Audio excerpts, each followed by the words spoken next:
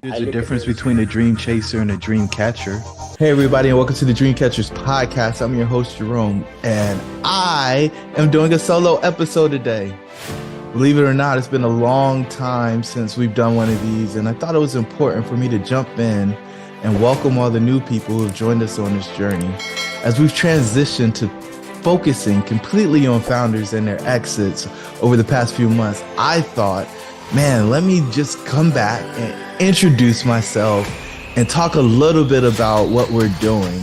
Jerome Myers is an award-winning engineer, investor, mentor, and business strategist who helps clients double their revenue, time off, and charitable giving through his masterminds and coaching programs. He is a general partner in a multifamily real estate portfolio and serves on the North Carolina Agricultural and Technical State University Entrepreneurship Advisory Board. A noted media expert, Jerome has been featured in Business Insider, Black Enterprise, Entrepreneur, Biz Now, and has appeared on CBS, ABC, and Fox. Jerome has interviewed numerous newly exited operators, or NEOs, on his top-ranked Dream Catchers podcast, which features inspiration, education, and direction to his audience of founders.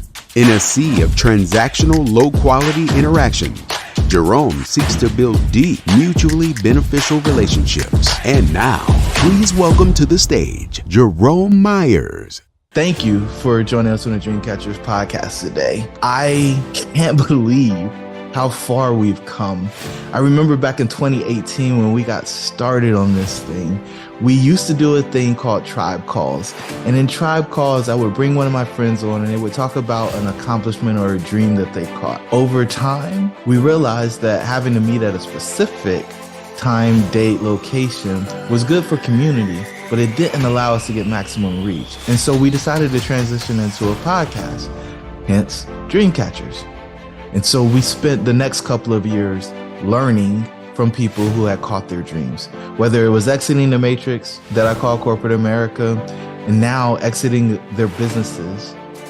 I believe that it is content that is not really delivered in the marketplace. And over the past few months, I've been struggling with this thing that we've called the founder's exit paradox. It feels a whole lot like an existential crisis. You have all of these negative feelings, but it's spurred or spawned out of something positive happening to or for you.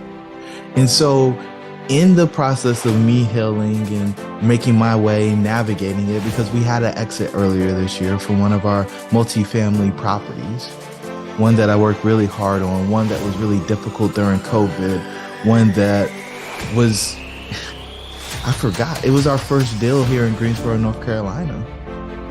And a part of me left when that deal left. And I was questioning myself. I was wondering what was going on. If you've been following along long enough, you've heard of the 6 centers of doubt. And the one that got me the most was my self-image. It's like, am I a multifamily investor? Am I a coach? Am I a philanthropist? Am I making a difference? All of those things started to pop up for me. And if you continue to ascend the levels, you go up to level 5, which is prosperity. I was questioning whether or not I should spend any of the money. And, you know, we did. We did some really cool things. The best trip that I've ever been on happened this summer. I called it the Western Expedition, and we happened to do it in a Ford Expedition. We started in Greensboro, North Carolina, drove down to Atlanta.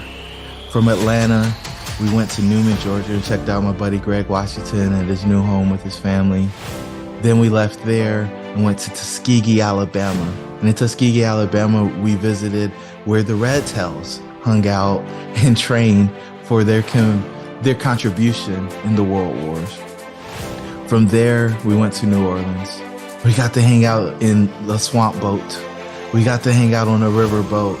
We got to go to Cafe Du Monde and eat beignets. It was one of the most amazing experiences. We even walked down Bourbon Street for a little bit. From there, we left and we went to Houston, Texas. And in Houston, Texas, we hit NASA. We also hit the Buffalo Soldier Museum. After Houston, we drove over to San Antonio and caught up with Steve and Tess former neighbors of mine from Chester, Virginia.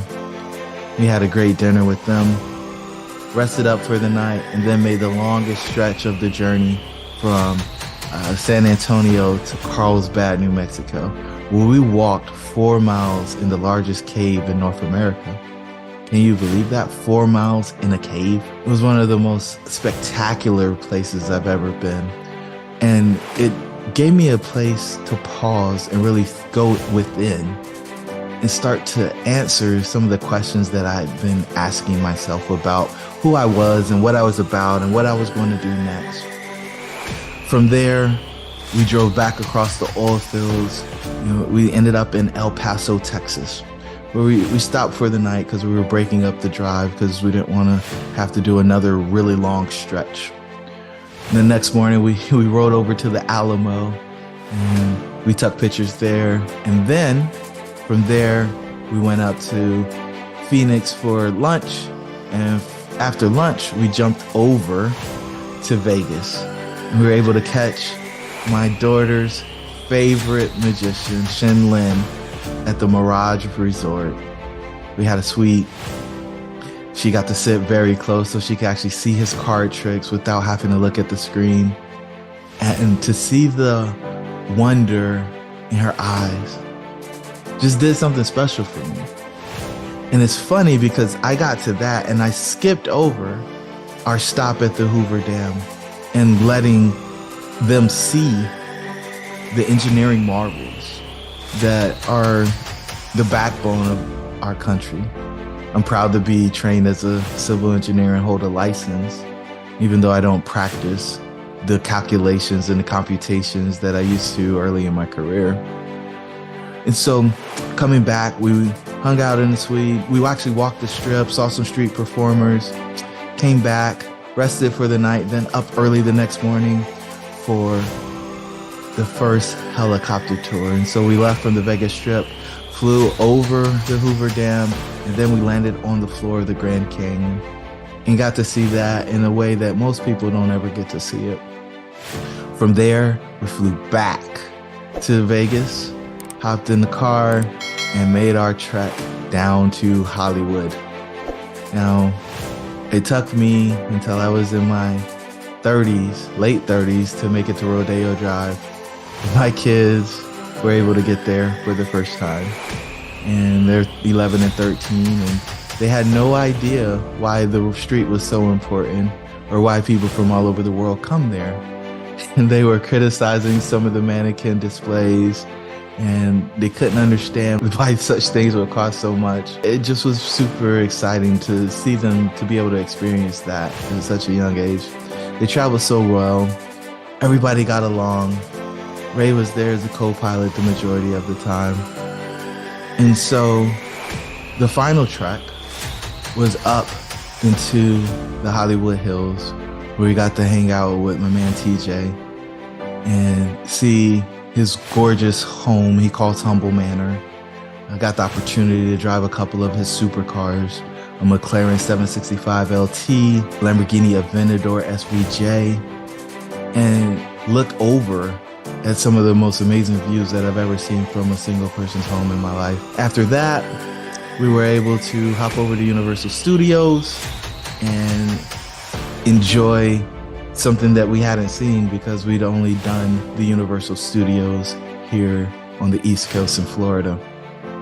And I'll tell you, man, being in the park all day and then running through the airport to catch our red eye back to the East Coast just put a bow on it and just added to the thrill of what was an amazing trip, and just one that was so safe, so intimate, and something I hope that they never forget, because I know that I won't. And so why does any of that matter? What I've realized is that the people that go on the journey with you are almost more important than the destination that you end up on. And so I've been pondering this question of efficiency over the past few months. And so most people think of efficiency as, the ability to get from A to B quickly or to finish a task quickly. And I just wonder, if we're rushing through our life because people aren't convenient. I just wonder if we're ignoring some of the experiences that we should have because we're looking to get things done as quickly as possible. I'm not sure that efficiency is the ultimate measure. I do know that it's important, but I'm not sure that it's the ultimate measure. And I just wonder, how do you make the determination between the person who should continue on the journey with you and the person who doesn't? Relationships is level 2 of the red pill, and it's the piece that I've been evaluating more and more intensely over the past few months. You know, it's part of the founder's exit paradox. When you start questioning your relationships or challenging your relationships on the backside of an exit, one of the things that's going to come up is this sufficient? And what I have learned, or what I've accepted is probably a better way to describe it, is that efficiency and people aren't an exact science. I think it's more art. And I think you have to consider all things when you're deciding on who's going to continue on the journey with you. Now, if you've been to the Red Pill experience or you've been to one of our extraction experiences, then you've utilized the 2C matrix. And in the 2C matrix, we've got 2 axes. The vertical axis is the capacity, the horizontal axis is the contribution. And the goal is, with almost every matrix, is to have people who are high capacity and high contribution in your top 5, right? The 5 people you spend the most time with. And I am questioning the model now. I'm questioning whether or not efficiency should be a part of that. And so as we explore that over the next quarter, I just wanted to drop that tidbit in. Look, in my reflection, I realized that we needed to connect what we've been doing with the Red Pill with scholarly research. And so we've put together a white paper that's called Beyond the Exit, a founder's guide to coping, thriving, and leaving a lasting legacy. In this white paper, we give you what the founder's exit paradox is, the coping strategies that you need on the backside of your exit. And it doesn't matter whether you're doing exit 1, which is leaving corporate America, or exit 6, which is an 8-figure exit from your company, or exit 8, which is leaving an endowed foundation so that the charitable work or the philanthropic work that you want done can continue to go without somebody having to go out and fundraise. We give you the tools that you need. When I was working on the project with Greg Washington, where he was getting ready to march and raise awareness about post-traumatic stress and complicated grief, we noticed that most people never had the tools, they never had the training that was necessary for them to manage, navigate, handle the situation that they were being put in. And so because of the stigma that comes with mental health and what we now call mental fitness, it's super important from our perspective that we, as a community of founders, make sure that these tools are available for everybody. So hop over to theexitparadox.com and get your copy of the Beyond the Exit. Hop over to theexitparadox.com and get your copy of Beyond the Exit so you can get access to the tools that you need to help you navigate your next exit. Until the next time, your dreams should be real. We'll talk on the next episode.